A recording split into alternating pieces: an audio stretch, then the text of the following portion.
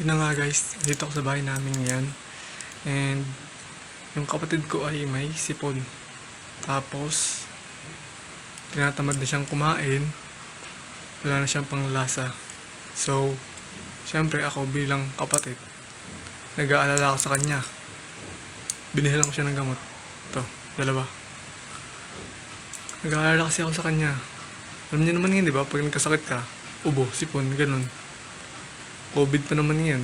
Kaya, nag-aalala ako sa kanya. Kapatid na yun, men. Kaya ito, papainom ko siya ng gamot. A few moments later. So, ayun na nga guys, napainom ko na siya ng gamot. And, ito na siya. Ang lakas-lakas niya, tignan mo. Tol, hi ka naman sa vlog ko. Tangin na naman, oh.